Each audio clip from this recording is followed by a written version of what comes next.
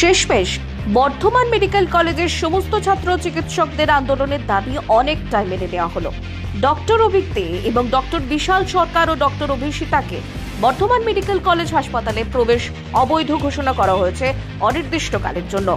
সন্দীপ ঘোষের গ্রেপ্তার নিয়ে বর্ধমান মেডিকেল কলেজে হাসপাতালে আন্দোলনরত চিকিৎসকেরা এই বিষয়ে জানান, সন্দীপ ঘোষের গ্রেপ্তারটা আমাদের অত্যন্ত প্রত্যাশিত ছিল এবং আমাদের একটা আন্দোলনের দাবি ছিল। বিভিন্ন দাবি দাওয়া নিয়ে বর্ধমান মেডিকেল কলেজ কাউন্সিলরের সাথে ছাত্রদের ও চিকিৎসকদের মিটিং হলো বর্ধমান মেডিকেল কলেজের সভা কক্ষে সোমবার রাতে। এদিন বর্ধমান মেডিকেল কলেজ হাসপাতালের ছাত্র ও চিকিৎসকদের অভিযোগের ভিত্তিতেই কলেজ কাউন্সিলিং সিদ্ধান্ত নিয়েছে আরজিকর কাণ্ডের সাথে যুক্ত বর্ধমান শহরের নারায়ণদিঘি এলাকার বাসিন্দা ডক্টর অভিক দে এবং হুমকি সংস্কৃতির সঙ্গে যুক্ত ডক্টর বিশাল সরকার ও ডক্টর অভিষিপ্তা সাহা। আর এই তিনজনকেই বর্ধমান মেডিকেল কলেজ হাসপাতালে প্রবেশ অবৈধ ঘোষণা করা হয়েছে অনির্দিষ্টকালের জন্য। Doctor Abhik De, Bishal Sarkar, doctor Abhishipta Saha Bardhaman medical college হাসপাতালে দুর্নীতির সাথে যুক্ত ছিলেন। তাদের বিরুদ্ধে সন্ত্রাস, ভয়ভীতি, থ্রেট কালচার ও দুর্নীতির অভিযোগ তুলেছিল বেশ কিছু চিকিৎসক সহ ছাত্ররা। এদিন কাউন্সিলিং এর মিটিংয়ে এই তিন ডাক্তারকে বর্ধমান মেডিকেল কলেজ হাসপাতালে প্রবেশ অবৈধ করা হয়েছে অনির্দিষ্টকালের জন্য। এছাড়া একটি তদন্ত কমিটি গঠন করা হয়েছে যা 21 দিনের মধ্যেই পূর্ণাঙ্গ রিপোর্ট পেশ করবে, তাদের বিরুদ্ধে যথাপযুক্ত শাস্তির ব্যবস্থা গ্রহণ করবে।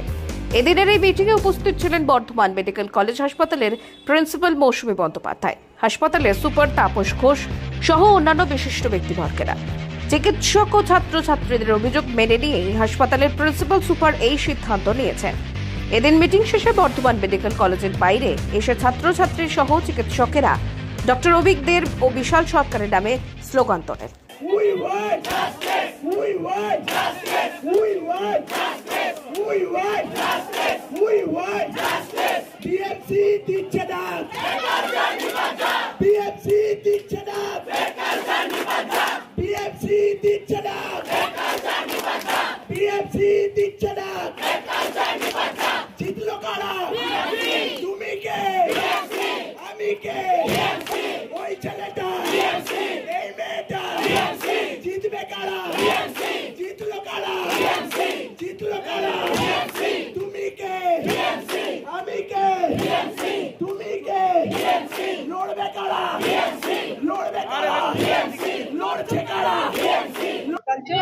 আমি আমার নলেজে ছিল না, আমিও থ্রেড কালচার এই কথাটাই দুদিন আগেই শুনেছি।